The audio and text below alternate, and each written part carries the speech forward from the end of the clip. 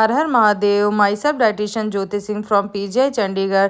Welcome to my YouTube channel Nutrimate dietetics academy. क्या आप भी गवर्नमेंट डाइटिशियन एग्जाम की प्रिपरेशन कर रहे हैं तो ये वीडियो आपके लिए बहुत यूज़फुल रहने वाला है, क्योंकि इस वीडियो में मैं बात करने वाली हूँ कार्बोहाइड्रेट की। कार्बोहाइड्रेट बहुत इंपॉर्टेंट टॉपिक है और ये न्यूट्रिशन साइंस का सबसे बेसिक टॉपिक है। तो आज मैं इस वीडियो में बात करने वाली हूँ कार्बोहाइड्रेट और उसकी बायोकेमिस्ट्री एंड क्लासिफिकेशन की। तो इसमें मैं सिर्फ आपको क्लासिफिकेशन और बायोकेमिस्ट्री की बात करूँगी एंड नेक्स्ट पार्ट में मैं उसके डाइजेशन, एब्जॉर्प्शन एंड मेटाबॉलिज्म की बात करूँगी। तो आइए हम शुरू करते हैं वीडियो। तो अब हम बात करते हैं बायोकेमिस्ट्री, कार्बोहाइड्रेट्स की बायोकेमिस्ट्री। मतलब कार्बोहाइड्रेट की केमिस्ट्री में क्या क्या चीज़ें, थोड़ा इसमें डिटेल आपको मैं बताऊंगी। तो सबसे पहले कार्बोहाइड्रेट होता क्या है। कार्बोहाइड्रेट को अगर आप तोड़ोगे इस वर्ड को, तो कार्ब प्लस हाइड्रेट्स। कार्ब मतलब कार्बन, कार्बन का हाइड्रेट्स। और आपको, मुझे जहाँ तक पता है कि आप लोगों को ये बात पता होगी कि हाइड्रेट्स का मतलब है हाइड्रेशन, मीन्स वाटर। तो ये किससे किससे मिलकर बना होगा, कार्बन प्लस H2O। तो इसका जो इम्पेरिकल फॉर्मूला है वो है C6H12O6। C6H12O6, यहाँ पे H12 है, ये गलत लिखा हुआ है, C6H12O6। तो ये आपको ज़रूर याद रखना है, C6H12O6। तो शुगर क्या होता है, शुगर मीन्स कार्बोहाइड्रेट। ये हम इसलिए बोलते हैं क्योंकि कार्बोहाइड्रेट का जो मेन मोटिव है वो है शुगर देना बॉडी को। तो term sugar is applied to carbohydrates soluble in water and sweet to taste. जैसे आप सबको पता है कि शुगर मीन्स चीनी, गुड़, ये सब शुगर की कैटेगरी में आते हैं। तो ये टेस्ट में स्वीट होता है और ये जल्दी से पानी में घुल जाता है। तो इसको हम एक जेनरिक टर्म में बोलेंगे कि जो मीठा हो और जो सॉल्युबल हो वाटर में, तो उसको हम बोलेंगे शुगर मीन्स कार्बोहाइड्रेट।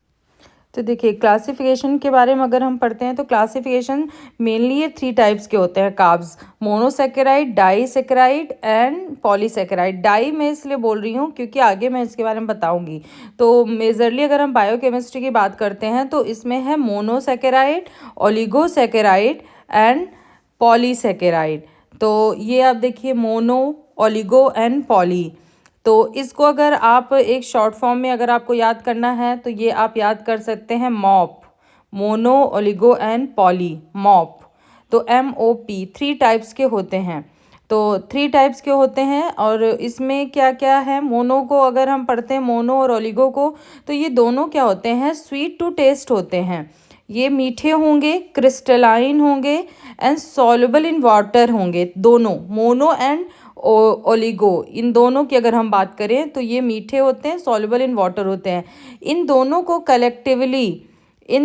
कलेक्टिवली हम क्या बोलते हैं, शुगर बोलते हैं, मोनो और ओलिगो को। तो इनको बोलेंगे शुगर। नेक्स्ट वन है पॉलीसैकेराइड्स। तो और हम आगे अब इसके डिटेल के बारे में पढ़ेंगे कि इनका डिटेलिंग क्या क्या है। तो ये देखिए, मोनोसेकेराइड्स, मोनो जैसे मैंने बताया, मोनो मतलब वन, मोनो का मतलब होता है वन। और वन क्या है कि ये सिंपलेस्ट ग्रुप ऑफ कार्बोहाइड्रेट है, सिंपलेस्ट ग्रुप ऑफ कार्बोहाइड्रेट है। नेक्स्ट वन, इसको क्या और बोलते हैं, इसको बोलते हैं सिंपल शुगर। इसका जेनेरिक फॉर्मूला क्या है, इसका जेनेरिक फॉर्मूला है CnH2O ब्रैकेट के बाहर N। ठीक है, तो CnH2O ब्रैकेट के बाहर N। तो ये आप याद रखिएगा। और next one, can not be further hydrolysed. ये आगे नहीं टूटता है क्योंकि मोनो वन है, वन टूट नहीं टूटेगा, वन को टूटने की ज़रूरत नहीं है क्योंकि ये सिंपल, ऑलरेडी सिंपलेस्ट फॉर्म है। तो इसके फंक्शनल ग्रुप होते हैं based on functional group and number of carbon atoms divided into different categories. अच्छा, अब ये भी क्या होते हैं कि ये 2 कैटेगरी में डिवाइड होते हैं कि इनमें कौन सा कार्बन आइटम कहाँ पे जुड़ा हुआ है और उसकी क्या और उसका क्या फंक्शनल ग्रुप है। तो इसके बिहाफ पे ये 2 पार्ट में डिवाइड है, एल्डोजेज एंड कीटोजेज।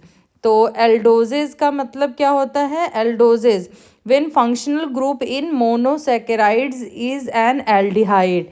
जब इसका फंक्शनल ग्रुप क्या होगा, एल्डिहाइड होगा, तब ये हो जाएगा एल्डोजेज की कैटेगरी में। तो एल्डोजेज मतलब एल्डिहाइड, CHO होगा ऐड उसमें, उसके फंक्शनल ग्रुप में CHO ऐड होगा। ठीक है, नेक्स्ट वन है इसका एग्ज़ाम्पल बहुत इम्पॉर्टेंट है मेरे प्यारे फ्रेंड्स। इसका एग्ज़ाम्पल इसलिए इम्पॉर्टेंट है क्योंकि ये एम्स सीआरई में बहुत बार पूछे गए हैं। ये एम्स पटना में पूछा गया क्वेश्चन है, मैं खुद एग्ज़ाम दी हूँ इसलिए मुझे पता है।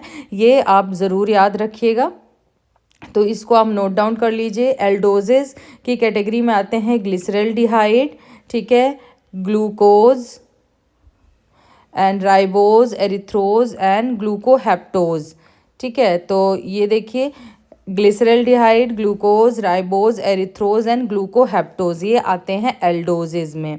नेक्स्ट वन है कीटोज। कीटोजेज क्या होते हैं? जब इनका फंक्शनल ग्रुप होता है कीटो तो वो कहलाते हैं कीटोजेज। अब कीटो का क्या फॉर्मूला है? CO का मतलब है कीटो ग्रुप, ठीक है। तो इसके एग्जाम्पल क्या होते हैं? Dihydroxy acetone, fructose, erythrulose, ribulose and sedoheptulose. तो इसको याद करने का तरीका क्या है मैं आपको बता देती हूँ कि एक तो जो एल्डोज है, ओज है, ओज में ओज आएगा, मतलब ribose, erythrose, glucoheptose, glyceraldehyde, glucose. And ketose में क्या आएगा? एरिथ्रोलोज आएगा।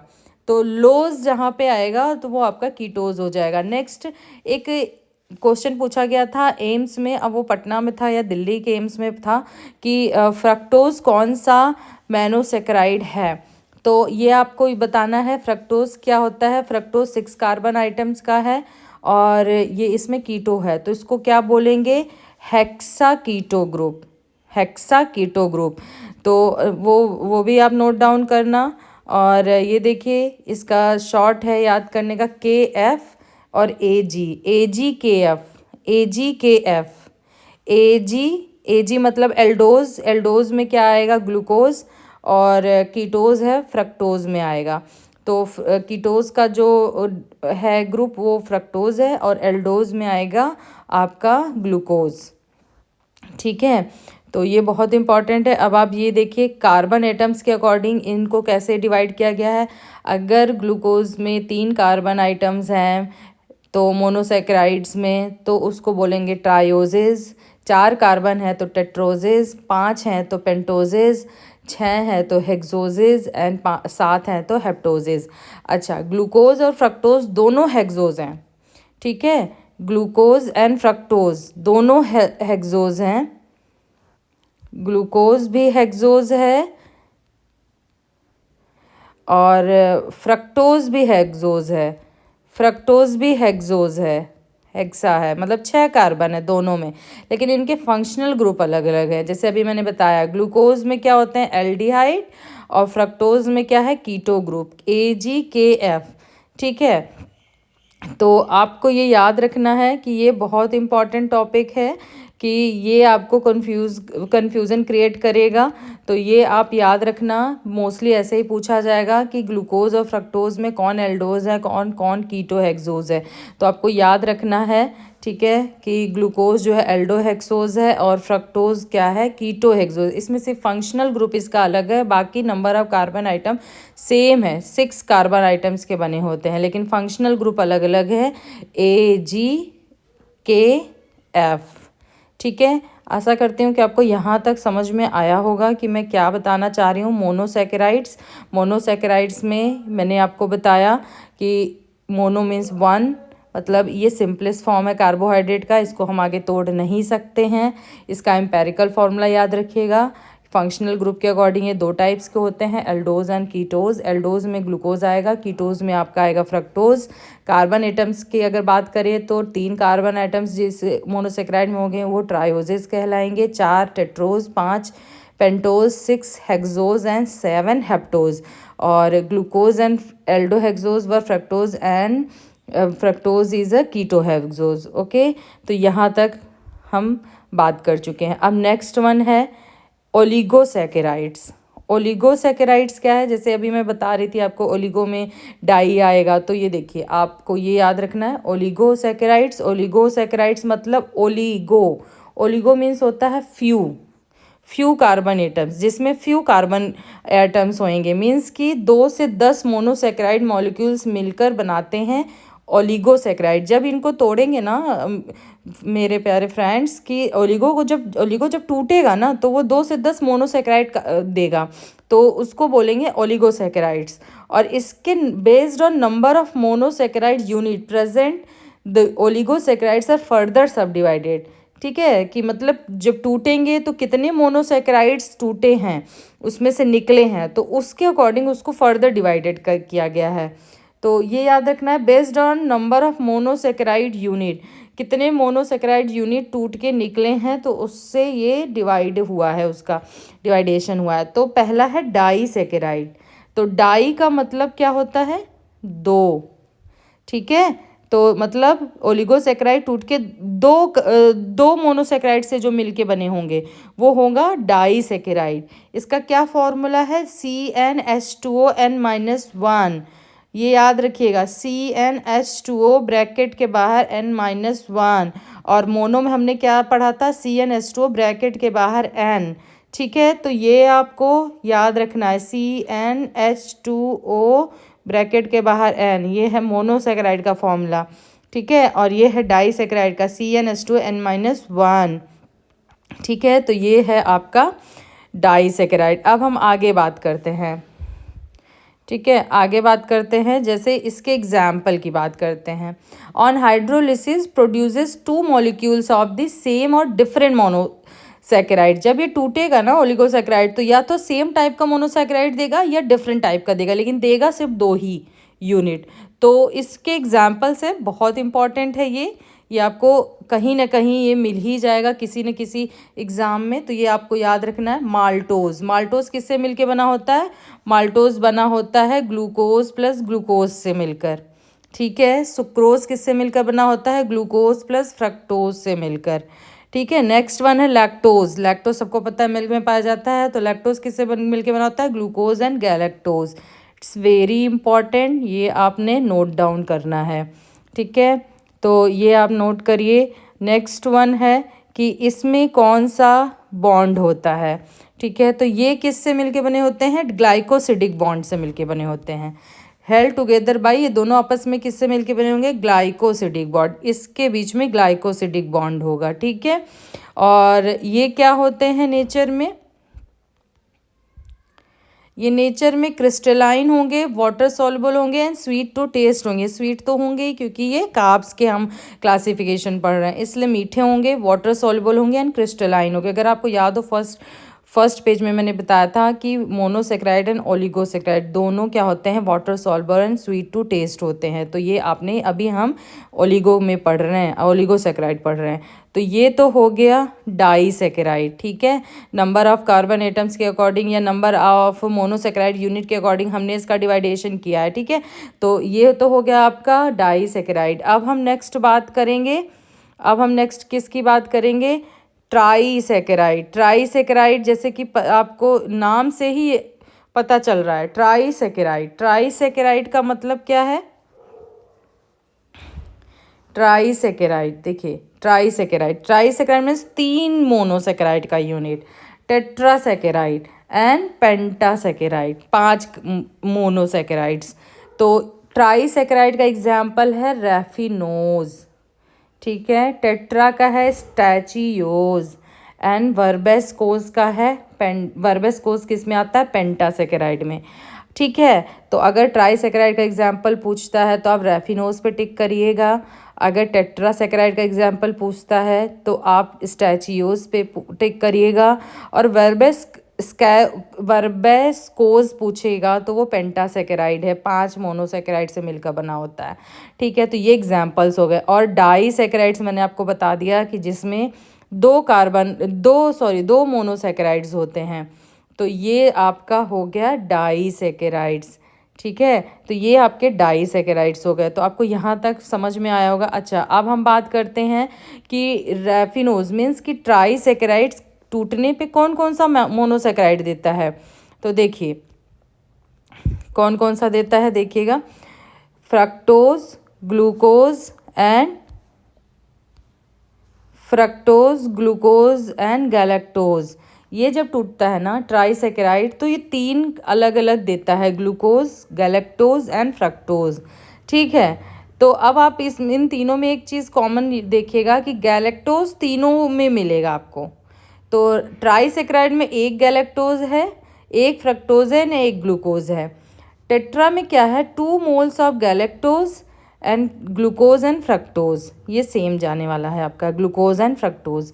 थर्ड वन है वर्बेस्कोज। वर्बेस्कोज मतलब पेंटा, मतलब 3 तो इसमें गैलेक्टोज का मॉलिक्यूल मिलेगा आपको, और एक ग्लूकोज का मिलेगा, एक फ्रक्टोज का। तो आपको ये बहुत ईजी है याद करना कि ट्राई में तीनों एक एक हैं, glucose, fructose and galactose. Tetra में केवल गैलेक्टोज की यूनिट बढ़ गई है, 2 हो गया है, और बाकी एक एक है। और वर्बेस्कोज में 3 moles of 3 moles of galactose हैं, एक ग्लूकोज एंड फ्रक्टोज है। ठीक है, यहाँ तक क्लियर हो गया आपको। नेक्स्ट अब हम बात करते हैं कि ये जो ओलिगोसैकेराइड्स होते हैं ना, ये चाहे डाई हो, ट्राई हो, टेट्रा हो, पेंटा हो, ये होते प्लांट ओरिजिन है। ठीक है, ये आपको एनिमल में नहीं पाए जाएंगे, ये प्लांट्स में ही पाए जाएंगे। ओके, तो ये प्लांट ओरिजिन है। अच्छा, अब हम डाईसैकेराइड की बात करते हैं। ऊपर जो हमने भी पढ़ा था, माल्टोज, फ्रक्टोज, लैक्टोज, तो ये जो हमने भी पढ़ा था ना, माल्टोज है, सुक्रोज है, लैक्टोज है। तो अब हम इसके टाइप्स पढ़ते हैं कि ये रिड्यूसिंग एंड नॉन रिड्यूसिंग डाईसैकेराइड्स होते हैं। 2 टाइप्स के होते हैं, ये भी बहुत इंपॉर्टेंट है। ठीक है, 2 टाइप्स के होते हैं रिड्यूसिंग, एक होता है रिड्यूसिंग डाईसैकेराइड, एक होता है नॉन रिड्यूसिंग डाईसैकेराइड्स। तो रिड्यूसिंग डाईसैकेराइड्स में क्या होता है कि एल्डिहाइड और कीटो ग्रुप फ्री होते हैं, free aldehyde and keto group होते हैं। तो इसका एग्जाम्पल बहुत इंपॉर्टेंट है फ्रेंड्स, तो इसका एग्जाम्पल पढ़िएगा। रिड्यूसिंग का एग्जाम्पल है माल्टोज एंड लैक्टोज। ठीक है, माल्टोज एंड लैक्टोज है इसका एग्जाम्पल। नॉन रिड्यूसिंग में कोई free aldehyde and keto group नहीं होता है, नो फ्री एल्डिहाइड और कीटो ग्रुप। तो इसका एग्जाम्पल है सुक्रोज एंड ट्रीहेलोज। ठीक है, तो ये है इसके एग्जाम्पल। तो आपको ये याद करने का मैंने शॉर्ट फॉर्मूला लिखा है RML। RML आपको पता होगा, RML एक इंस्टीट्यूट है, राम मनोहर लोहिया। तो ये आप याद रखिएगा, RML मतलब रिड्यूसिंग में माल्टोज और लैक्टोज आता है। NST याद रखिएगा, नॉन रिड्यूसिंग में आपका आएगा सुक्रोज एंड ट्रीहेलोज। अच्छा, आपको ट्रीहेलोज नया वर्ड लग रहा होगा कि ट्रीहेलोज होता क्या है। ट्रीहेलोज मैं आपको बता दूं कि ट्रीहेलोज ना मशरूम में पाया जाता है, मशरूम शुगर के नाम से आप इसको याद करो। मशरूम में जो जिस टाइप का शुगर होता है ना, वो होता है ट्रीहेलोज। ट्रीहेलोज मशरूम में पाया जाता है। ठीक है, मशरूम का शुगर ट्रीहेलोज होता है। ठीक है, तो ये आपने याद रखना है।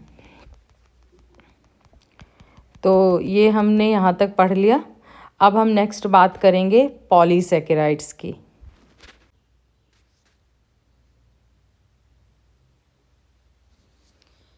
तो हम बात करते हैं पॉलीसैकेराइड्स की। तो पॉलीसैकेराइड्स का मतलब है पॉली, जैसे कि नाम से ही आपको समझ में आ रहा है, पॉली मीन्स मेनी, मीन्स कि these are polymers of monosaccharides. कई मोनोसैकेराइड्स मिलके पॉलीसैकेराइड्स बनते हैं।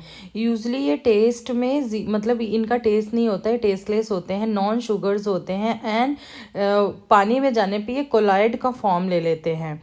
ये 2 टाइप्स के होते हैं, होमोपॉलीसैकेराइड एंड हेट्रोपॉलीसैकेराइड्स।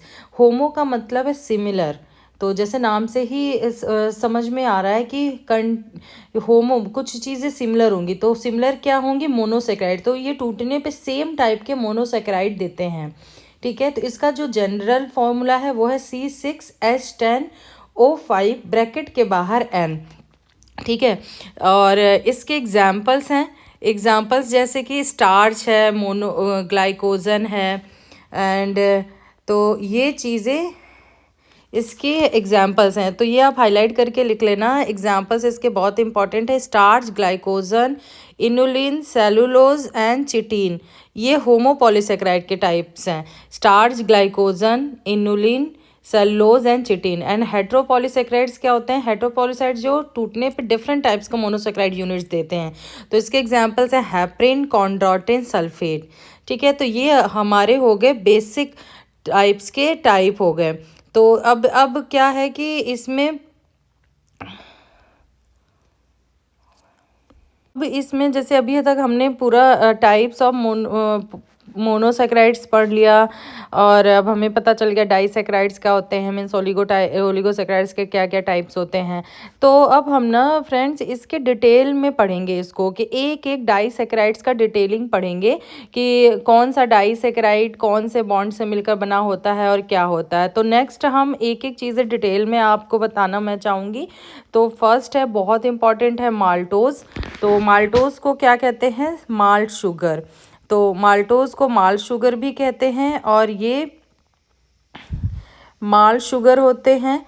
और ये इसका जो जनरल फॉर्मूला है C12H22O11, ये एक बार एम्स में पूछा गया है इसका, ये कौन से टाइप का शुगर है। तो आपको फॉर्मूला दे देगा और शुगर का टाइप पूछ लेगा, तो इसलिए इसको हाईलाइट लिख लेना, C12H22O11। ठीक है, ये फ्री फॉर्म में नहीं पाए जाते हैं बॉडी में।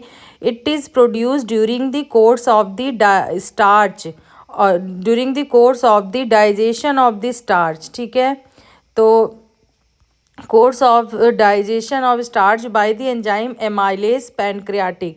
तो ये क्या होता है, ये जब हमारे बॉडी में स्टार्च का डाइजेशन होता है, तो जब स्टार्च टूटेगा तो वो माल्टोज देता है, और उसमें जो एंजाइम काम करता है वो एंजाइम होता है एमाइलेज, पैनक्रियाटिक एमाइलेज, इसमें एंजाइम वर्क करता है। तो ये किससे मिलके बना होता है? ये मिलके बना होता है alpha D glucose units, alpha D glucose unit से मिलके बना होगा ये, और 2 अल्फ़ा डी ग्लूकोज यूनिट से। और जो इसमें बीच में पाया जाता है बॉन्ड, वो बॉन्ड होता है अल्फ़ा 1,4 ग्लाइकोसिडिक बॉन्ड। ठीक है, तो ये हो गया आपका माल्टोज। और माल्टोज को जैसे कि मैंने पहले भी आपको बताया था कि माल्टोज जब टूटता है तो 2 ग्लूकोज यूनिट्स देते हैं। तो इसमें जो ग्लूकोज यूनिट होता है वो अल्फ़ा डी ग्लूकोज यूनिट्स होता है, और इसके बीच में जो बॉन्ड होता है वो होता है ग्लाइकोसिडिक बॉन्ड। ठीक है, और एक होता है आइसोमाल्टोज, इसका आइसोमरेज होता है आइसोमाल्टोज। तो आइसोमाल्टोज में क्या होता है कि ग्लाइकोसिडिक बॉन्ड चेंज होता है। तो उसमें आपको माल्टोज में अल्फ़ा 1,4 ग्लाइकोसिडिक बॉन्ड था, और इसमें आइसोमाल्टोज में अल्फ़ा 1,6 ग्लाइकोसिडिक लिंकेज होता है, बस यही डिफरेंस होता है। तो ठीक है फ्रेंड्स, ये हो गया हमारा माल्टोज का। अब हम नेक्स्ट डाइसेक्राइड की बात करते हैं, तो वो है सुक्रोज। सुक्रोज क्या होते हैं? सुक्रोज होते हैं corn sugar, sucrose cane sugar. Cane sugar means गन्ने में पाया जाता है, और ये बीट रूट में भी पाया जाता है। शुगर बीट्स मतलब बीट रूट की जो शुगर होती है वो भी सुक्रोज ही होती है। ये किससे मिलकर बना होता है? ग्लूकोज और फ्रक्टोज से, जैसे पहले भी हमने पढ़ा था। तो ग्लूकोज और फ्रक्टोज में alpha D glucose and beta D fructose, alpha D glucose and beta D fructose से मिलकर ये बना होता है। ठीक है, इसमें जो बॉन्ड होता है वो glycosidic bond alpha 1 beta 2 glycosidic bond होता है। तो इसका क्या मतलब हुआ कि C1 इसका पहले कार्बन यूनिट पे, अल्फ़ा डी के पहले कार्बन के यूनिट पे, और बीटा फ्रक्टोज के दूसरे कार्बन यूनिट पे ये बॉन्ड पाया जाता है। तो C1 of alpha glucose and C2 of beta fructose, इस पे ये बॉन्ड पाया जाता है। ठीक है, तो नेक्स्ट हम बात करते हैं कि ये कहाँ से मिलता है। तो ये हमें मिलता है फोटोसिंथेसिस से। ये कहाँ मिलता है? Sucrose is the major carbohydrate produced in photosynthesis. Photosynthesis की ड्यूरेशन में जो ज़्यादातर कार्बोहाइड्रेट रिलीज होता है वो होता है सुक्रोज, और सबसे इम्पॉर्टेंट सोर्स होता है डाइटरी कार्बोहाइड्रेट का। ये सबसे ज़्यादा मीठा होता है एक्सेप्ट फ्रक्टोज, फ्रक्टोज के बाद सबसे ज़्यादा मीठा सुक्रोज होता है। द इंटेस्टाइनल एंजाइम सुक्रेज, इसमें सुक्रेज एंजाइम वर्क करता है इसके टूटने के लिए। ठीक है, तो सुक्रेज एंजाइम वर्क करेगा तो ग्लूकोज एंड फ्रक्टोज में कन्वर्ट होगा। देन तो आप इसको ऐसे समझिए, इसका जो भी हमने बात किया कि सुक्रेज एंजाइम इस पे वर्क करेगा, alpha D glucose and beta D fructose में टूटेगा, और इसमें जो बॉन्ड होगा वो होगा अल्फ़ा 1 बीटा 2। ठीक है, तो ये हमारा हो गया सुक्रोज। अब एक इसमें और पॉइंट है कि जब इसको डाइल्यूट किया जाता है ना, व्हेन डाइल्यूट विद HCl, तो जब इसको HCl से डाइल्यूट किया जाता है तो ये क्या देता है? ग्लूकोज एंड फ्रक्टोज सेम ही देगा, ग्लूकोज एंड फ्रक्टोज। तो लेकिन इसमें जो एंजाइम वर्क करेगा ना, इन्वर्टेज अगर एंजाइम वर्क कर दिया तो उसको क्या बोलते हैं, इन्वर्ट शुगर बोलते हैं, उसको बोलेंगे इन्वर्ट शुगर। तो इन्वर्ट शुगर में केवल इन्वर्टेज एंजाइम का डिफरेंस है, बाकी सेम है। ओके फ्रेंड्स, तो ये हमारा हो गया सुक्रोज, हमने बात कर लिया अभी माल्टोज की, सुक्रोज की। नेक्स्ट है लैक्टोज। लैक्टोज जैसे कि हम सब जानते हैं कि मिल्क शुगर, मिल्क में जो शुगर पाया जाता है वो लैक्टोज होता है। अब ये किससे मिल के बना होता है, ये मिल के बना होता है beta D galactose and beta D glucose से मिलकर बना होता है लैक्टोज। ओके, देन उसके बाद इसका जो ग्लाइकोसिडिक बॉन्ड होगा वो β14 ग्लाइकोसाइड बॉन्ड होता है, इसमें जो पाया जाता है β14 glycoside bond. Okay, then most important carbohydrate in the nutrition of young mammals, ये छोटे बच्चों में बहुत इंपॉर्टेंट कार्बोहाइड्रेट होता है, क्योंकि लैक्टोज जो शुगर होता है उसी वो मिल्क ज़्यादा कंज्यूम करते हैं बच्चे, तो उनका डाइजेशन, उनका एनर्जी लेवल ये लैक्टोज शुगर से पे ही डिपेंड करता है। ओके, तो it is hydrolyse by intestinal enzyme, ये किससे हाइड्रोलाइज होता है, इंटेस्टाइनल एंजाइम। इंटेस्टाइन में एंजाइम पाया जाता है लैक्टेज, और लैक्टेज वर्क करेगा तो ग्लूकोज एंड गैलेक्टोज में टूटेगा। ठीक है, तो these enzyme lactase is evident in early years of life, तो जैसे जैसे हमारी उम्र बढ़ती है लैक्टेज एंजाइम धीरे धीरे गायब होता है हमारी बॉडी से। तो यही रीज़न है कि जो बच्चे होते हैं वो ज़्यादा लैक्टोज इंटॉलरेंस होते हैं, और जब हम बड़े हो जाते हैं तो लैक्टोज के इंटॉलरेंस की प्रॉब्लम नहीं होती है।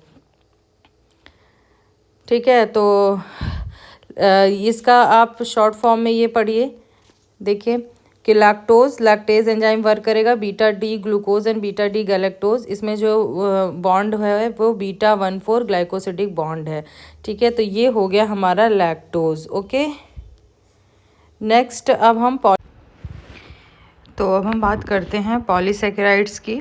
तो जैसे कि मैंने पहले बताया, पॉलीसेकेराइड्स जो होता है वो नॉन शुगर एंड टेस्टलेस होता है, और ये सेम टाइम, पॉली मीन्स कि मेनी होता है, मतलब मेनी मोनोसेकेराइड्स, कई मोनोसेकेराइड्स मिलके पॉलीसेकेराइड्स बनते हैं। ये दो टाइप के होते हैं, होमोपॉलीसेकेराइड एंड हेट्रोपॉलीसेकेराइड। तो होमो का मैंने पहले भी बताया कि मीन्स ये जब टूटेंगे तो सेम टाइप के मोनोसेकेराइड्स देंगे। तो इनका जो जनरल फॉर्मूला होता है वो होता है C6H10O5 ब्रैकेट के बाहर N। तो ये आप मार्क करके रखिए, ये बहुत इंपॉर्टेंट है। नेक्स्ट इसका जो एग्जांपल है पहले भी बता रखी हूँ मैं कि starch, glycogen, inulin, cellulose and chitin. अब हम इसके हर एक एग्जांपल्स के बारे में पढ़ेंगे। तो स्टार्च आपने सुना भी होगा, आपको पता भी होगा कि कई मेन कार्बोहाइड्रेट जो होते हैं प्लांट्स के वो स्टार्च होते हैं।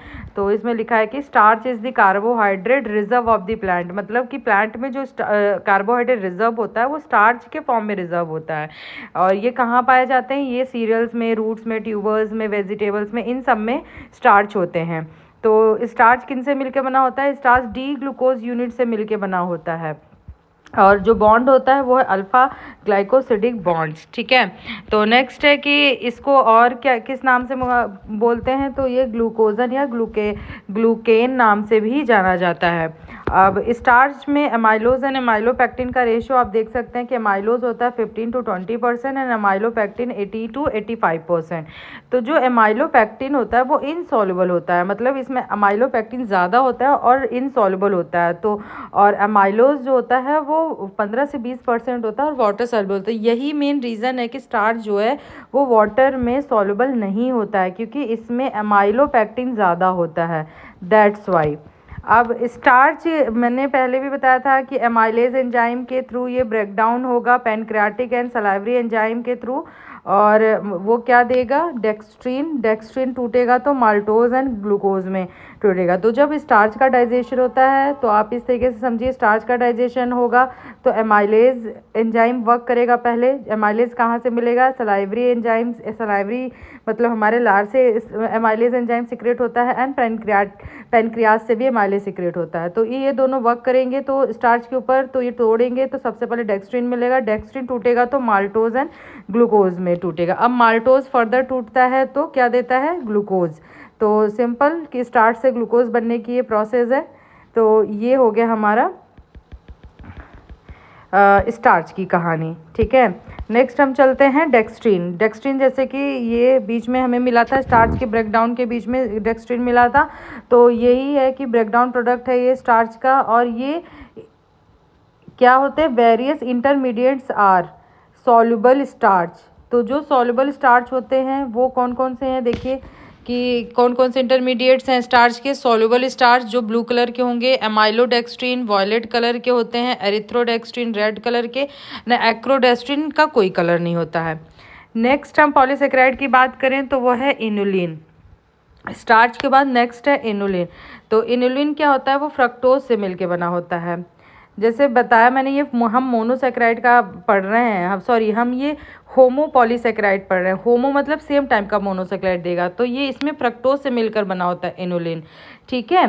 तो इनुलिन कहाँ कहाँ पाया जाता है, डहेलिया बल्ब में, डहेलिया जो फूल होता है उसके बल्ब में, गार्लिक में, अनियन में, ठीक है। ये लो मॉलिक्यूलर वेट होते हैं, ईजिली सॉल्युबल होता है वाटर में और बॉडी में यूटिलाइज नहीं होता है। और it is used for assessing kidney function through measurement of GFR. तो जीएफआर को नापने के लिए भी इसका यूज़ किया जाता है इनुलिन का। सॉरी, ये डाइजेस्टेड नहीं होता है बॉडी में, नॉट डाइजेस्टेड बाय इंटेस्टाइन, ये इंटेस्टाइन में डाइजेस्ट नहीं होता है, ये प्रीबायोटिक होता है। बिफिडियो बैक्टीरिया इन कोलन में क्योंकि ये डाइजेशन नहीं होगा तो ये बिफिडियो बैक्टीरिया कोलन में बिफिडियो बैक्टीरिया को इंक्रीज करेगा। और high absorbed of mineral, low calorie, इसमें कैलोरी बहुत कम होती है, कितनी होती है 1 किलो कैलोरी पर ग्राम, 1 किलो कैलोरी पर ग्राम, ये इंपॉर्टेंट है, ये आप नोट डाउन कर लो। इनुलिन हमें क्या देता है 1 किलो कैलोरी पर ग्राम, इसका यूज़ किया जाता है बेकरी प्रोडक्ट्स में, ठीक है फ्रेंड्स। तो ये हो गए हमारे इनुलिन। तो नेक्स्ट हम बात करते हैं ग्लाइकोजन की। तो ग्लाइकोजन जो है वो कार्बोहाइड्रेट रिजर्व इन एनिमल्स, तो एनिमल्स में जो कार्बोहाइड्रेट रिजर्व होता है वो होता है ग्लाइकोजन, और इसको हम एनिमल स्टार्च भी बोलते हैं। ये क्या होता है, present in higher concentration in liver, ये ज़्यादातर लीवर में होता है और थोड़ा बहुत अमाउंट मसल्स एंड ब्रेन्स में भी पाया जाता है ग्लाइकोजन का।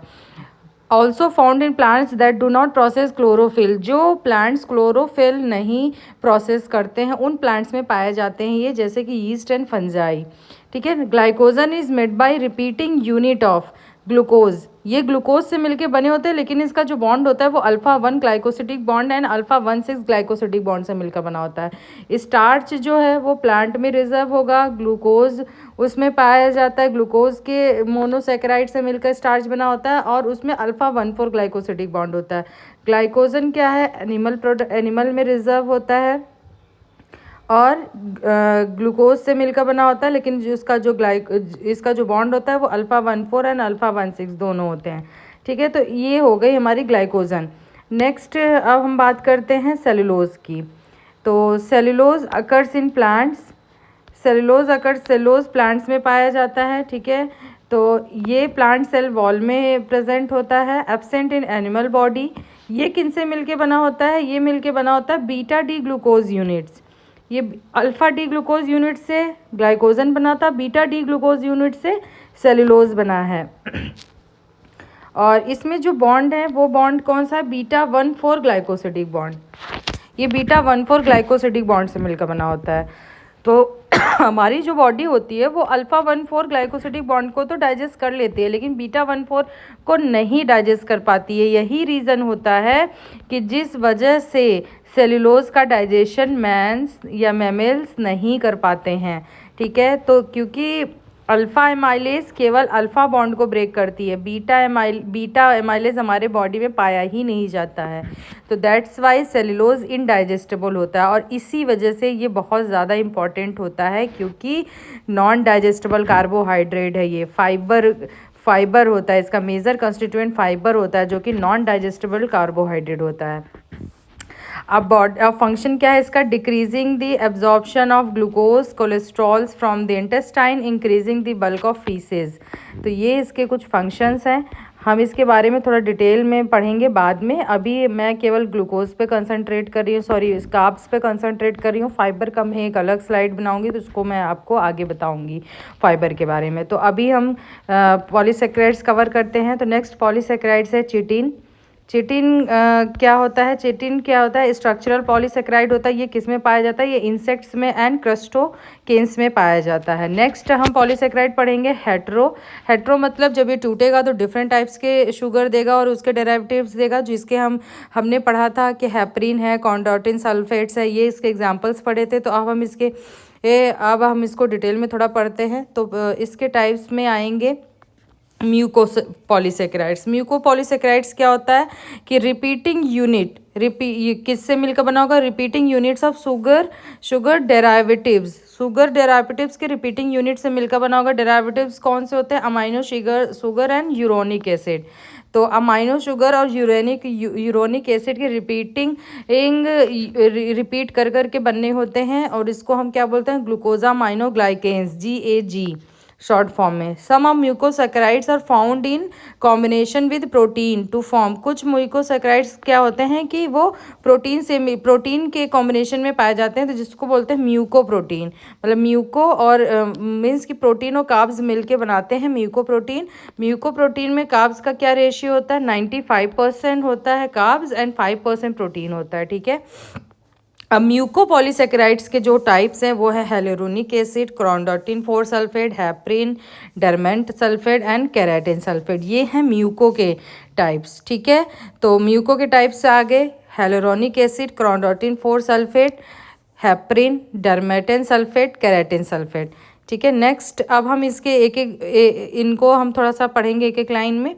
हेलुरोनिक एसिड क्या होते हैं, hyaluronic acid found in ground substance of synovial fluid of joints and vitreous humour of eyes.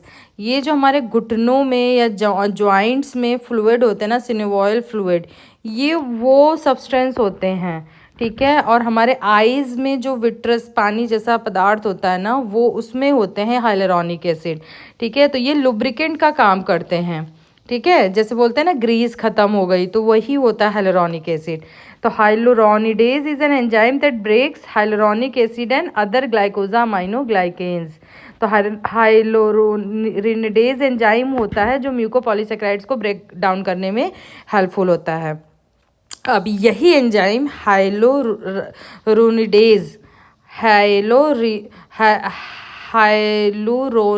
Enzyme जो होता है, ये प्रेजेंट होता है higher concentration in testes and seminal fluid. तो जो सीमेन होता है और टेस्टीज में ये एंजाइम प्रेजेंट होता है, ठीक है। तो ये रीज़न है कि हाइलुरोनिडेज जो एंजाइम है वो क्या करता है कि फर्टिलाइजेशन में हेल्पफुल होता है। These enzyme clears the gel hyaluronic acid. इस एंजाइम का क्या काम है कि ये जेल को क्लियर करता है hyaluronic acid around the ovum, allowing a better penetration of sperm into the ovum. इसलिए हाइलुरोनिडेज एंजाइम फर्टिलाइजेशन में हेल्पफुल है। नेक्स्ट टाइप है क्रोंडोटिन सल्फेट। क्रोंडोटिन सल्फेट के 2 टाइप्स हैं, 4 सल्फेट एंड 6 सल्फेट। तो 4 सल्फेट कार्टिलेज होता है जो हमारे बोन्स में पाया जाता है, तो वो होते हैं क्रोंडोटिन सल्फेट। और बोन्स में कार्टिलेज, टेंडन्स, हार्ड वॉल्स, इनमें पाए जाते हैं क्रोंडोटिन सल्फेट। और क्रोंडोटिन 6 सल्फेट बहुत से टिश्यूज़ में पाए जाते हैं। हेपरिन क्या होता है, हेपरिन होता है एंटीकोगुलेंट। हेपरिन होता है एंटीकोगुलेंट और ये ब्लड क्लॉटिंग में प्रेजेंट होता है, occurs in blood, liver, lungs and kidney and spleen. तो ये हो गए हमारे पॉलीसेकेराइड्स के टाइप। अब थोड़ा हम ग्लाइकोप्रोटीन के बारे में पढ़ लेते हैं। म्यूकोप्रोटीन मैंने बताया था जिसमें कार्ब्स 95% होते हैं और 5% प्रोटीन होते हैं। अब ग्लाइकोप्रोटीन क्या है, several proteins are covalently bound to carbohydrate are referred as glycoprotein, ठीक है। तो कार्बोहाइड्रेट कौन कौन से पाए जाते हैं ग्लाइकोप्रोटीन्स में, वो होते हैं mannose, galactose, N acetyl glucosamine, N acetyl galactosamine, xylose, N acetyl neuraminic acid, NANA क्या है, साइलिक एसिड है, ठीक है। तो ये हमने पढ़ लिया डिटेल में डाइसेकेराइड्स के बारे में, maltose, sucrose, lactose and polysaccharides के बारे में। अब मैं नेक्स्ट बात करूँगी, थोड़ा सा मैं आपको ओवरव्यू मोनोसेकेराइड्स का भी दे दूँगी। नेक्स्ट हम बात करते हैं मोनोसेकेराइड्स के थोड़ी डिटेलिंग में। जैसे अभी हमने सारे पढ़े हैं, मैंने आपको स्टार्टिंग में ही बता दिया था कि कार्ब्स के 3 टाइप्स होते हैं, मोनोसेकेराइड्स, ओलिगोसेकेराइड्स एंड पॉलीसेकेराइड्स। तो थोड़ा सा हम मोनोसेकेराइड्स के बारे में भी पढ़ लेते हैं, क्योंकि हमने डाइसेकेराइड्स भी डिटेल में पढ़ लिया एंड पॉलीसेकेराइड्स भी। तो मोनोसेकेराइड्स क्या होते हैं कि वो जब हाइड्रोलाइज्ड नहीं होते, मतलब वो सिंपलर फॉर्म ही होते हैं, उसको तोड़ने की ज़रूरत ही नहीं पड़ती है। तो इसके जो एग्जाम्पल्स हैं वो याद रखिए आप, ग्लूकोज, गैलेक्टोज, फ्रक्टोज एंड मैन्यूज। ये 4 जो शुगर होते हैं वो सिंपल शुगर होते हैं, मीन्स कि इनको फर्दर ब्रेकडाउन की ज़रूरत ही नहीं है। तो ग्लूकोज को हम और क्या बोलते हैं, डेक्सट्रोज बोलते हैं। ग्रेप शुगर होता है, ये कॉर्न शुगर होता है, और ये स्वीट फ्रूट्स में पाए जाते हैं जैसे कि ग्रेप्स, बेरीज एंड ऑरेंजेस। कुछ वेजिटेबल्स में भी पाए जाते हैं, स्वीट में, कॉर्न में एंड कैरेट में। Glucose is the chief end product of digestion of disaccharides and polysaccharide. मैंने अभी पहले हमने पढ़ा था कि जब स्टार्च का डाइजेशन होता है या ब्रेक डाउन होता है तो लास्ट में हमें क्या मिलता है, ग्लूकोज मिलता है। तो ग्लूकोज एंड प्रोडक्ट है डाइजेशन का, ठीक है। ग्लूकोज के बाद आगे नहीं टूटेगा कार्ब्स। तो glucose is the form of carbohydrate circulating in blood and utilise by the cell for energy. Means कि ग्लूकोज ऐसा शुगर है जो हमारे ब्लड में सर्कुलेट होता है और हमें एनर्जी प्रोवाइड करता है, ठीक है। नेक्स्ट है फ्रक्टोज। फ्रक्टोज क्या है, हाईली सॉल्युबल है, बहुत अच्छे से घुल जाता है। और ये किस में पाया जाता है, हनी में, राई फ्रूट्स में एंड कुछ वेजिटेबल्स में। और ये सुक्रोज जब टूटता है ना तो वो फ्रक्टोज और ग्लूकोज देता है, ठीक है। हमने पढ़ा था डाइसैकेराइड में, आप अगर पीछे बैक करके देखोगे तो। नेक्स्ट वन है गैलेक्टोज। गैलेक्टोज क्या है, ये फ्री फॉर्म में नहीं पाया जाता है नेचर में, ये ओनली लैक्टोज के ब्रेकडाउन में ही पाया जाता है, ठीक है। तो ये हमारे हो गए। मैंने बीच में एक टर्म यूज़ किया था ट्री हेलोज, तो वो उसके बारे में आपको बताना चाहूँगी कि ट्री हेलोज मशरूम शुगर होता है और ये डाईसैकेराइड्स होता है, ठीक है। तो ग्लूकोज से मिलकर बना होता है। ग्लूकोज ब्रेकडाउन पे ग्लूकोज देगा और ये मशरूम शुगर के नाम से जाना जाता है। और ट्री हेलोज ना इंसेक्ट्स में भी पाया जाता है। नेक्स्ट थोड़ा सा मैं आपको बताऊंगी शुगर एल्कोहल्स के बारे में। तो शुगर एल्कोहल्स को हम और क्या बोलते हैं, पॉलीऑल्स बोलते हैं, ठीक है। ये कैलोरी कितनी देता है, 2.4 किलो कैलोरी। अगर हम आपको याद हो पॉलीसेकेराइड में इनुलिन था, होमोपॉलीसेकेराइड, वो कितना देता था, वो 1 किलो कैलोरी दे रहा है। और यहाँ पे शुगर अल्कोहल कितना हमें दे रहा है, 2.4 किलो कैलोरी, ठीक है। ये डाइजेस्ट नहीं होता है या एब्जॉर्ब नहीं होता है स्मॉल इंटेस्टाइन में, और ये फर्मेंटेशन के लिए अवेलेबल होता है लार्ज गट माइक्रोफ्लोरा में। लेस एनर्जी देता है, जैसे कि आपको पता है एक कार्बोहाइड्रेट से हमें 4 किलो कैलोरी मिलती है, लेकिन शुगर अल्कोहल से हमें कितनी मिल रही है, 2.4 किलो कैलोरी। तो ये कम एनर्जी दे रहा है। Not digested by bacteria in the mouth, mouth में भी इसका डाइजेशन नहीं होता। तो जो भी शुगर का डाइजेशन माउथ में नहीं होता है उसको हम क्या बोलते हैं, नॉन कैरियोजेनिक। ये बहुत इंपॉर्टेंट है और ये एम्स पटना में पूछा गया था, cariogenic and non cariogenic sugar. तो सभी शुगर डाइजेस्ट हो जाते हैं एक्सेप्ट शुगर एल्कोहल्स। तो जो पॉलीऑल्स होते हैं वो उस पर सलाइवरी एंजाइम काम नहीं करता है, वो सीधे जाता है लार्ज गट माइक्रोफ्लोरा में अवेलेबल होने के लिए, ठीक है। तो ये आप याद रखिएगा कि नॉन कैरियोजेनिक शुगर किस कैटेगरी में शुगर एल्कोहल्स आते हैं, पॉलीऑल्स। इसके एग्जांपल हैं सॉर्बिटॉल, मैनिटॉल, जाइलोटॉल एंड लैक्टिटॉल। तो ये हो गया हमारा शुगर एल्कोहल। नेक्स्ट मैं आपको बता दूं, मैंने आपको पॉलीसैकेराइड्स पूरे पढ़ा दिए। एक टर्म होता है रेजिस्टेंट स्टार्च, इसकी मैं आपको नेक्स्ट स्लाइड में बताऊंगी। रेजिस्टेंट स्टार्च क्या है। रेजिस्टेंट स्टार्च वैसे तो पॉलीसैकेराइड्स का ही टाइप है, और मतलब स्टार्च के टाइप होते हैं rapidly digestible starch and slowly digestible starch. तो मैं आपको नेक्स्ट वीडियो बनाऊंगी रेजिस्टेंट स्टार्च के ऊपर, फाइबर के ऊपर। तो आप अगला वीडियो ज़रूर देखिएगा, और इसको मैं थोड़े थोड़े टुकड़ों में बताऊंगी क्योंकि बहुत लंबा टॉपिक है। तो डाइजेशन एब्जॉर्प्शन नेक्स्ट वीडियो में कवर करेंगे, और फाइबर कवर करेंगे, रेजिस्टेंट स्टार्च करेंगे। तो फ्रेंड्स, अगर आपको मेरी ये वीडियो पसंद आई हो तो प्लीज़ मेरे वीडियो को लाइक करिए, शेयर करिए, चैनल को सब्सक्राइब करिए और बेल आइकन को प्रेस करिए ताकि जब भी मैं नई वीडियो बनाऊं आप तक ज़रूर पहुंचे। और अगर आपको मेरे नोट्स का PDF चाहिए तो आप मुझे कमेंट करिए लिंक के लिए या PDF के लिए, तो मैं आपको PDF भेजूँगी। उसके लिए आप मुझे मैसेज करिएगा PDF कार्बोहाइड्रेट, तो आपको मैं PDF भेज दूँगी। और आगे नेक्स्ट पार्ट मैं जल्दी ही लेकर आऊँगी, तो आप बने रहिएगा और ढेर सारा प्यार दीजिए ताकि मैं आगे इस तरीके से वीडियो बनाती रहूँ। Thank you so much for watching Nutrimate dietetics Academy. हर हर महादेव।